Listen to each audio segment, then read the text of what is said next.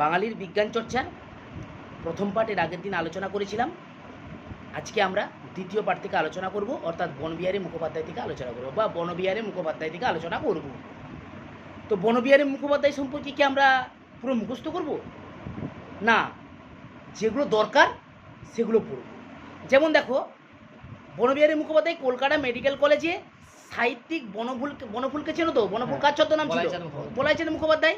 তাহলে সেই বলাইচাঁদ মুখোপাধ্যায় তাকে শিক্ষক হিসেবে পেয়েছিল। সবচেয়ে বেশি গৌরবের দিন বা সবচেয়ে বেশি গৌরবান্বিত একটা বিষয় বলতে পারো। তাহলে সেই শিক্ষক হিসেবে পেয়েছিল এবং এই বিচিত্র প্রতিভার মানুষটির অত্যন্ত নিকটে আসার যে সৌভাগ্য বা তার সাথে মেলামেশার যে একটা মনোভাব, সেটা পেয়েছিল। আমরা তথাকথিত একটা কথা জানি, ভালো মানুষের সঙ্গে যদি কেউ মেশে সে অবশ্যই ভালো হবে, তার দেরি হবে, সে ভালো হবে। কিন্তু খারাপের সঙ্গে যদি কেউ মেশে সে খারাপ 100% হবে। তুমি একজনের সঙ্গে মিশছো, সে সবসময় তোমার সাথে বিড়ি খাচ্ছে, সে অবশ্যই তুমিও তার সঙ্গে বিড়ি খাবে। কিন্তু তুমি যদি একটা ভালো স্কুলের টিচার বা ডাক্তারের সঙ্গে মেশো, সে তোমাকে ভালো অ্যাডভাইস দেওয়ারই চেষ্টা করবে। সে তোমাকে বলবে না যে তুই গাঁজা খা বা বিড়ি খা, এগুলো বলবে না। ক্লিয়ার? এবার দেখো কি বলছে, বনফুল তার শিক্ষকের স্মৃতি। তখনকার সময়ে তো শিক্ষক ছাত্রের একটা মধুর সম্পর্ক ছিল, এখনকার সময়ের মতো নয়। বনফুল তখন এই শিক্ষককে স্মৃতি মানে স্মরণ করার জন্য বা স্মৃতি চিরন্তন করে তোলার জন্য অগ্নিশ্বর বলে একটা উপন্যাস লিখেছিল। আন্ডারলাইন করবি, অগ্নিশ্বর বলে একটা উপন্যাস লিখেছিল। তাহলে বনবিহারী মুখোপাধ্যায়ের উদ্দেশ্যে যে উপন্যাসটা লিখেছিল সেই উপন্যাসটার নাম হচ্ছে অগ্নিশ্বর। কার স্মৃতির উদ্দেশ্যে লিখেছিল? বনবিহারী মুখোপাধ্যায়ের উদ্দেশ্যে লিখেছিল। কে লিখেছিল? বনফুল। বনফুল মানে কে? বলাইচাঁদ মুখোপাধ্যায়। ক্লিয়ার? আচ্ছা, চিকিৎসা শাস্ত্রের পাশাপাশি সংস্কৃত কলেজ থেকে কাব্যতীর্থ উপাধি লাভ করেন বনবিহারী। আচ্ছা, তাকে কেন্দ্র করে বেপরুয়া নামে একটি গোষ্ঠী গড়ে ওঠে। আন্ডারলাইন করবে যে বনবিহারী মুখোপাধ্যায়কে কেন্দ্র করে একটা বেপরুয়া নামে গোষ্ঠী গড়ে ওঠে। ব্যাস 1923 মানে 1923 মানে 1923 সালে বিষ্ণুচরণ ভট্টাচার্যের সম্পাদনায় ওই নামে একটি পত্রিকাও প্রকাশিত হয়। 66 নম্বর পেজ। নেক্সট, তাহলে এতটা পর্যন্ত বনবিহারী মুখোপাধ্যায়, আর কিছু করার দরকার নেই। স্যার উপেন্দ্রনাথ ব্রহ্মচারী। স্যার উপেন্দ্রনাথ ব্রহ্মচারী সম্পর্কে আমরা কি জানবো? না, স্যার উপেন্দ্রনাথ ব্রহ্মচারী সম্পর্কে আমরা একটা জিনিসই জানবো, সেটা হচ্ছে কালাজ্বরের যে প্রতিষেধক। সবাই জানো সে কালাজ্বরের যে প্রতিষেধক, সে কালাজ্বরের প্রতিষেধক ইউরিয়া স্টিবামাইন। কালাজ্বরের প্রতিষেধকের নাম কি? Urea stibamine. সেই ইউরিয়া স্টিবামাইন আবিষ্কার করেছিলেন এই স্যার উপেন্দ্রনাথ ব্রহ্মচারী। ঠিক আছে? এছাড়াও তিনি অনেক বই লিখেছিলেন। সবচেয়ে বেশি ইম্পর্টেন্ট যেটা, সেটা হচ্ছে যে বইগুলোর মধ্যে ট্রিটাইস অফ কালাজ্বর। আন্ডারলাইন করবে। ব্যাস, that is enough. Sir Surendranath Brahmachari complete. Suresh Prasad Sarbadhikari. Suresh Prasad Sarbadhikari সম্পর্কে কি জানবো? না, সুরেশ প্রসাদই যতীন্দ্রনাথের নামকরণ করেছিল বাঘা যতীন। মানে এতটাই ইম্পর্টেন্ট, ভাবো, বাঘা যতীন বলছে না, বাঘা যতীন সরণি, বাঘা যতীন লেন, এই বাঘা যতীন নামটা কে করেছিল?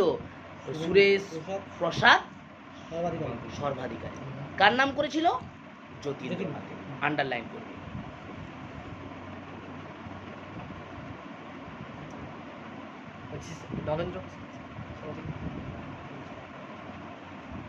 আন্ডারলাইন করবে, ঠিক আছে?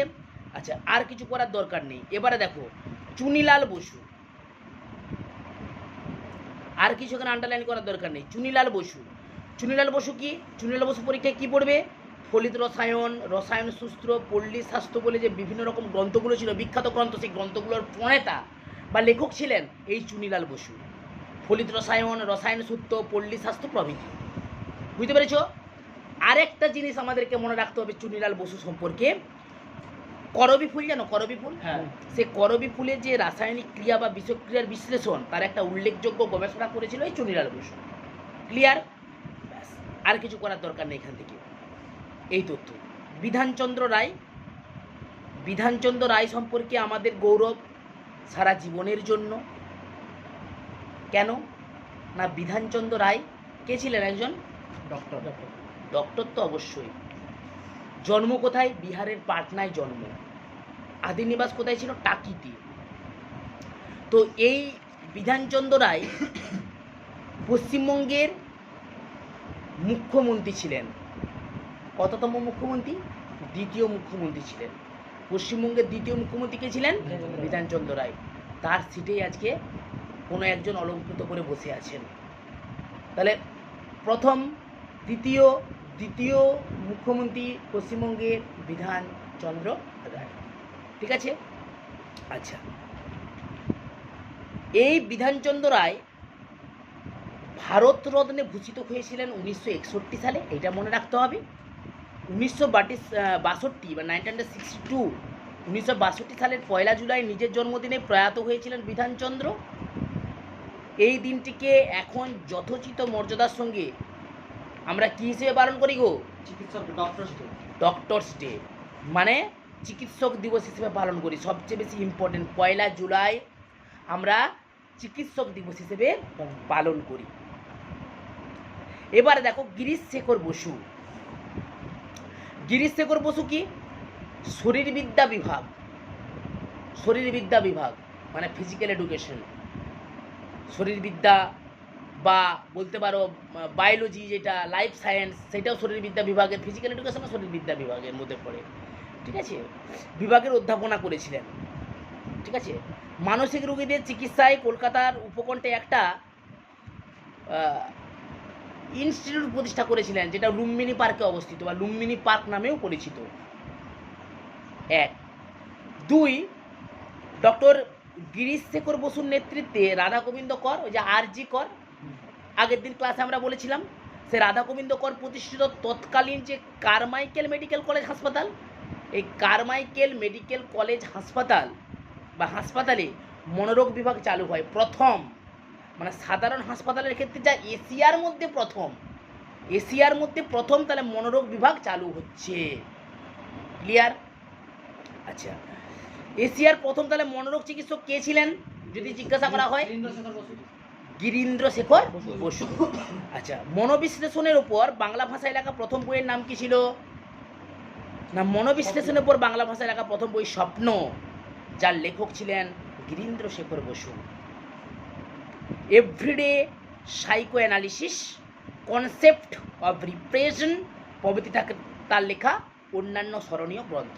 ব্যাস, এগুলো আর এর বাইরে কিছু করা আমাদের দরকার নাই। মহেন্দ্রনাথ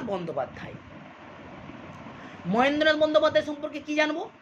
1330 বঙ্গাব্দ। আমরা একটা কথা বলেছিলাম যে বঙ্গাব্দ থেকে যদি খ্রিস্টাব্দ করতে হয় কিভাবে করব, বলেছিলাম +6 - 7। দেখো 1330 বঙ্গাব্দ, তো এই 1330-এর 13-র নিচে 6 করো আর 30-এর 0-র নিচে 7 করো। তো 13, এই বাঁদিকে যে 13-র নিচে 6 করেছে সবসময় প্লাস করবে, আর 30-এর নিচে 0 নিচে 7 করে সবসময় মাইনাস করবে। দেখো 7 কত 10, 8 9 10, কত দিতে? 3 দিতে। হাতে থাকে কত? 1, 3 থেকে 1 বাদ দিলে কত হয়? 2, 13 আর 6 কত হয়? 19। তাহলে 1923 খ্রিস্টাব্দ। 1330 বঙ্গাব্দ মানে 1923 খ্রিস্টাব্দ।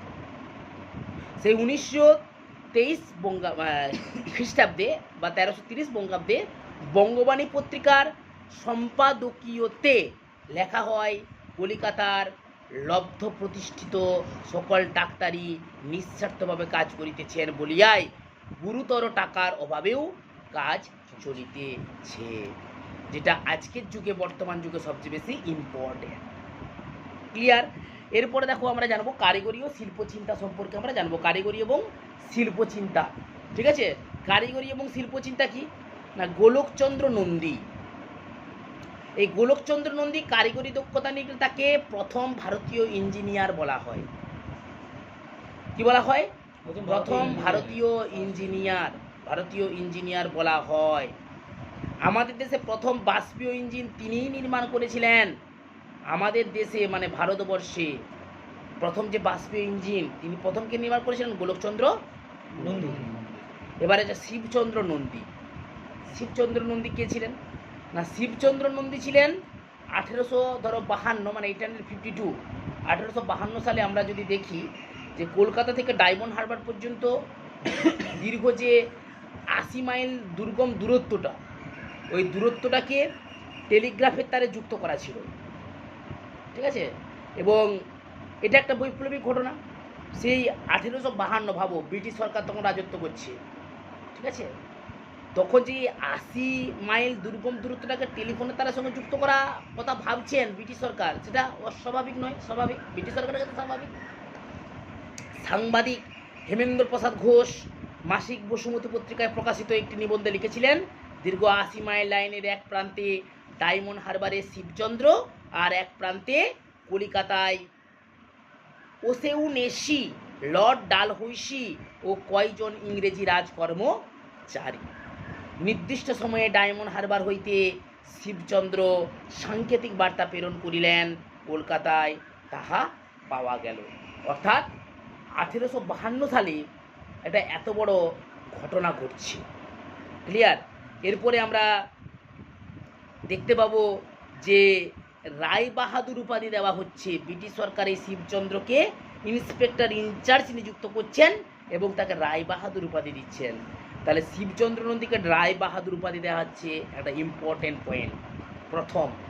নেক্সট কি না, ইনসুলেটর হিসেবে বটের আঠা ব্যবহার করার পরামর্শ দিয়েছিলেন এই শিবচন্দ্র নন্দী, ঠিক আছে। রায় বাহাদুর উপাধি তাহলে কাকে দেওয়া হচ্ছে? শিবচন্দ্র নন্দীকে, ক্লিয়ার। এরপরে স্বদেশী আন্দোলন এবং স্বদেশী শিল্পের ক্ষেত্রে কারা বিশেষ ভূমিকা পালন করেছিল? সীতানাথ ঘোষ, মহেন্দ্রচন্দ্র নন্দী, রাজকৃষ্ণ কর্মকার, কালিদাস শীল, নীলমণি মিত্র, এগুলো রয়েছে সবচেয়ে বেশি গুরুত্বপূর্ণ এবং ইম্পর্ট্যান্ট। সীতানাথ ঘোষ কি করেছে না, তত্ত্ববোধিনী পত্রিকাতে তার গবেষণা সংক্রান্ত আলোচনায় আমরা দেখতে পেয়েছি যে জিনিসগুলো, সেই জিনিসগুলো হচ্ছে গুরুত্বপূর্ণ। যে সীতানাথ ঘোষ তত্ত্ববোধিনী পত্রিকাতে তার গবেষণা সম্পর্কে সব কিছু আলোচনা করেছেন। যেমন কি, যেমন রবীন্দ্রনাথকে যে শিক্ষক তার চমৎকার উপস্থাপনার গুণে বিজ্ঞানের রহস্যময় জগতের প্রতি আগ্রহী করে তুলেছিলেন, তিনি কে ছিলেন? মানে বিজ্ঞানের প্রতি ইন্টারেস্ট জাগিয়েছিলেন প্রথম রবীন্দ্রনাথকে এই সীতানাথ ঘোষ। আমি আগেই বলেছি রবীন্দ্রনাথ ঠাকুরের জন্ম কততে? 1861, মৃত্যু কততে? 1941। মানে রবীন্দ্রনাথ ঠাকুর স্বাধীনতার স্বাদ পাননি। 7 মে 7 আগস্ট 1268 বঙ্গাব্দের 25শে বৈশাখ। মাত্র যখন 8 বছর বয়সে রবীন্দ্রনাথ ঠাকুর তার কবিতা লিখছেন অভিলাষ, তখন আমাদের হয়তো জ্ঞান ছিল না, আমরা কীভাবে খেতাম সেটাও জানতাম না। তত্ত্ববোধিনী পত্রিকাতে সেই অভিলাষ কবিতাটা প্রকাশিত হচ্ছে। এবং ব্রহ্মচর্যাশ্রম থেকেই বিশ্বভারতী ইউনিভার্সিটি রূপান্তর। এই ব্রহ্মচর্যাশ্রম প্রথম একটা ইনস্টিটিউট হিসেবে স্থাপন করলেন রবীন্দ্রনাথ ঠাকুর, এবং সেখান থেকেই আমাদের ওয়েস্ট বেঙ্গলের মধ্যে একমাত্র একটাই সেন্ট্রাল ইউনিভার্সিটি, যেটা বিশ্বভারতী, যেটা 1921 থেকে 1922, অনেকে বলে 1921, অনেকে বলে 1922, 1921 রয়েছে, 1922 রয়েছে। 1921 থেকে 1922-এর মধ্যে এই বিশ্বভারতী ইউনিভার্সিটিতে রূপান্তরিত হয়, আর সেটা সম্ভবত 1902। আর রবীন্দ্রনাথ ঠাকুরের প্রথম উপন্যাস কি ছিল আমরা জানি, করুণা। কত সালে প্রকাশিত হয়েছিল? 1877।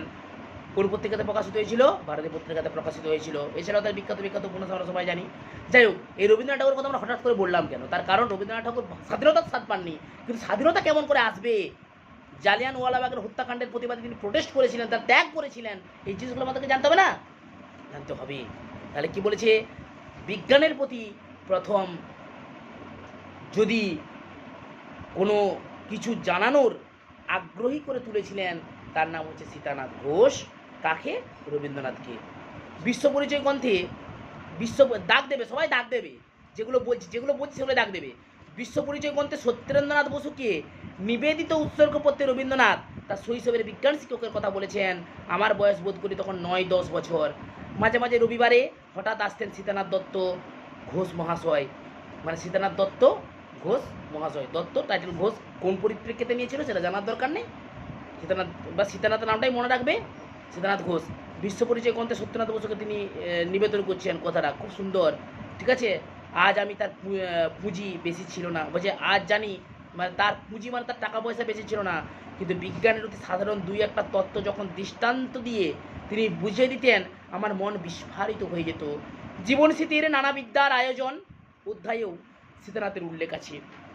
জীবন স্মৃতি মানে রবীন্দ্রনাথের আত্মজীবনী, ঠিক আছে। কত সালে প্রকাশিত হয়েছিল? 1912-তে। সম্ভবত, প্রবাবিলিটি। ঠিক আছে, আচ্ছা এরপরে দেখো কি বলেছে, যে সীতানাথ গম ভাঙানোর যন্ত্র এবং যন্ত্রজনিত নাঙল তৈরি করেছিল, আন্ডারলাইন করবে।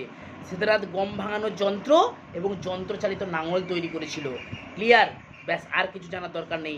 মহেন্দ্রচন্দ্র নন্দী সম্পর্কে আমরা জানবো। নীরদ সি চৌধুরী মানে নীরদচন্দ্র চৌধুরী তার বিখ্যাত গ্রন্থ autobiography of an unknown Indian, underline করবে। এ মহেন্দ্রচন্দ্র নন্দীর কথা বলেছেন প্রথম। ঠিক আছে, আচ্ছা এই মহেন্দ্রচন্দ্র নন্দী লেখা তার তৈরি যে লেখার কালি কলকাতার বাজারে প্রায় ব্রাদার্স ইঙ্ক নামে বিক্রি হতো। খুবই ইম্পর্টেন্ট, ব্রাদার্স ইঙ্ক নামে বিক্রি হতো। কে কালিটা তৈরি করেছিল? মহেন্দ্রচন্দ্র নন্দী। ঠিক আছে, এবারে হোমিও চিকিৎসক হিসেবে ধন্বন্তরী খ্যাতি লাভ করেছিল এই মহেন্দ্রচন্দ্র নন্দী। এটাও ইম্পর্টেন্ট যে হোমিও চিকিৎসক হিসেবে ধন্বন্তরী খ্যাতি লাভ করেছিল এই মহেন্দ্রচন্দ্র নন্দী। আর সবচেয়ে বেশি ইম্পর্টেন্ট যেটা, যে এই মহেন্দ্রচন্দ্র নন্দীকে টলস্টয় অফ বেঙ্গল বলা হয়। কি বলা হয়? টলস্টয় অফ বেঙ্গল বলা হয়। টলস্টয় অফ বেঙ্গল বলা হয়। ব্যাস, রাজকৃষ্ণ কর্মকার কিছু জানার দরকার নাই, পরীক্ষায় আসবে না। চলে যাব আমরা কালিদাস শীল। কালিদাস শীল ইম্পর্টেন্ট কেন বলে দিচ্ছি। কলকাতা শহরে যে বিজলি বাতি দেখতে পাচ্ছ তোমরা, মানে প্রধান নির্মাণ সংস্থা ছিল 36 ওয়েলিংটন স্ট্রিটের দেশিল অ্যান্ড কোম্পানি। ঠিক আছে, আর এই থাক্কার ক্যালকাটা ডিরেক্টরি 1912-তে প্রতিষ্ঠা হয়েছিল, মানে 1912-তে প্রতিষ্ঠা হয়েছিল। সেটা এই কালিদাস শীল নির্মাতা ছিল। ঠিক আছে, এটা নেক্সট নীলমণি মিত্র। নীলমণি মিত্র সম্পর্কেও আমাদের কিছু জানতে হবে না। একটা জিনিস জানতে হবে যে মহেন্দ্রলাল সরকারের কাল্টিভেশন অফ সায়েন্সের মূল ভবন তিনি শুধু বিনা পারিশ্রমিকে গড়ে দেননি। ভালো করে চিন্তা করো কতটা ইম্পর্টেন্ট একটা ব্যক্তি। ঠিক আছে, কি বলছে নীলমণি মিত্র, যে মহেন্দ্রলাল সরকারের কাল্টিভেশন অফ সায়েন্সের মূল ভবন তিনি শুধু বিনা পারিশ্রমিকে গড়ে দেননি, শতপ্রবৃত্ত হয়ে এই প্রতিষ্ঠানে 1000 টাকা চাঁদাও দিয়েছিলেন। তখনকার সময়ে 1000 টাকা মানে এখনকার সময়ে প্রায় 10,000-20,000 টাকা সমান তো বটেই বটে। বুঝতে পেরেছ?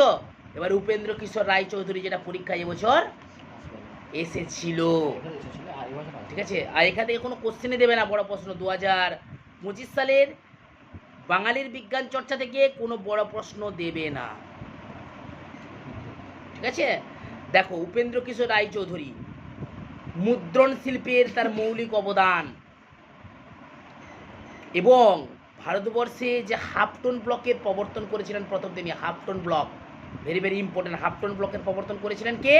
উপেন্দ্র কিশোর রায়চৌধুরী। আর কি কি তাও তৈরি করেছেন যন্ত্রগুলো, যেমন ডায়াফ্রম যন্ত্র, তারপরে স্ক্রিন অ্যাডজাস্টার যন্ত্র, ডুওটাইপ ও টিন্ট প্রসেস, এগুলো তিনি তৈরি করেছিলেন। ঠিক আছে, টুনটুনির বই গ্রন্থটা কার লেখা? উপেন্দ্র কিশোর রায়চৌধুরীর টুনটুনির বই, বিখ্যাত গল্প, বই বা গ্রন্থে তার অলঙ্করণকে যে কি ভারতের শিশুতোষ গ্রন্থ অলঙ্করণ বা প্রতিকৃত বা আদর্শে গণ্য করা হয়। খুবই ইম্পর্টেন্ট কিন্তু এই টুনটুনির বই গ্রন্থটাকে শিশুতোষ গ্রন্থ অলঙ্করণের প্রতিকৃত বা আদর্শ গণ্য করা হয় বা আদর্শ হিসেবে গণ্য করা হয়।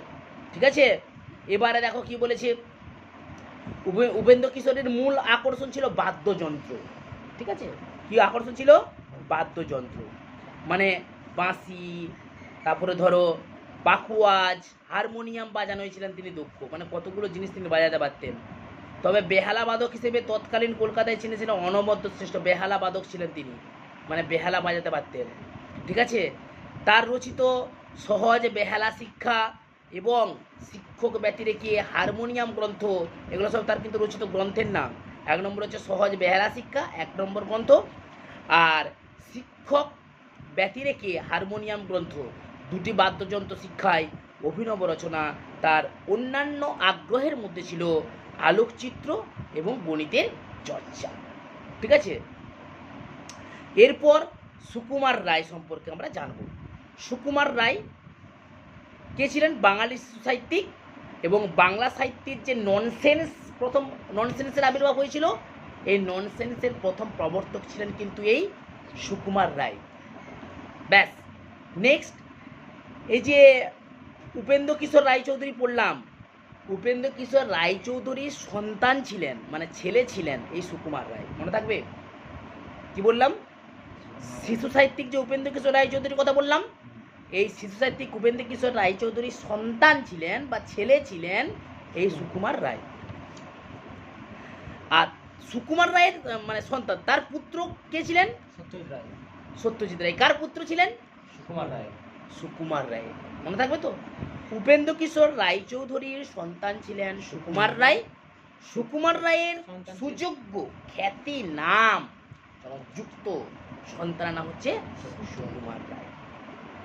ক্লিয়ার? আচ্ছা, সরি, সত্যজিৎ রায়। সত্যজিৎ রায়। ক্লিয়ার? আচ্ছা, তারপরে এই সত্যজিৎ রায়ের গ্রন্থগুলোর নাম কি ছিল? আবোল তাবোল, হযবরল, গল্প সংকলন, পাগলা দাশু, এই নাটকগুলো মানে বিখ্যাত বা বিভিন্ন নাটক, চলচ্চিত্র রঞ্জনী, বিশ্ব সাহিত্যে মানে বিশ্ব সাহিত্যে যে বিভিন্ন রকম নাটক ছিল সেই নাটকগুলো, এগুলো তার মধ্যে আবোল তাবোল, হযবরল, যে গল্প সংকলন, পাগলা দাশু, এগুলো মনে রাখবে, আর কিছু মনে রাখতে হবে না। ঠিক আছে? আচ্ছা, এবারে আমাদের যেটা মনে রাখতে হবে, 1912 সালে তিনি হাফস্টোন ফ্যাক্টস সামারাইজড রচনা করেন, যা প্যানরোজ অ্যানুয়াল এ প্রকাশিত হয়। ঠিক আছে, আর সেরকম কিছু মনে রাখার দরকার নেই। ছোটদের মাসিক পত্রিকার নাম কি ছিল? সন্দেশ। এটা সবাই জানে। এই সন্দেশের প্রথম সংস্করণ প্রকাশকাল কত ছিল? 1913। এটা মনে রাখবে, 1913। আচ্ছা, তাহলে উপেন্দ্র কিশোর রায়চৌধুরীর সন্তান ছিল সুকুমার রায়, আর সুকুমার রায়ের পুত্র ছিল সত্যজিৎ রায়। ঠিক আছে, সুকুমার রায়ের ছেলের নাম সত্যজিৎ রায়। ঠিক আছে, 1941 সালে সাধারণ ব্রহ্ম সমাজের প্রতিষ্ঠাতা ছিলেন। আর সুকুমার রায় কালাজ্বরের আক্রান্ত হয়ে গেলেন। যখন সুকুমার রায় কালাজ্বরে আক্রান্ত হলেন, তখনকার সময় কালাজ্বরের প্রতিষেধক আবিষ্কার ঠিকমতো হয়নি। ঠিক আছে, যার ফলে 37 বছর বয়সে তিনি, মানে একবারে অল্প বয়স, মানে বয়সে তিনি মারা গেলেন। কে? এই সুকুমার রায়। যাই হোক, ভালো লাগলে সাবস্ক্রাইব করবেন। ধন্যবাদ, দেখা হবে।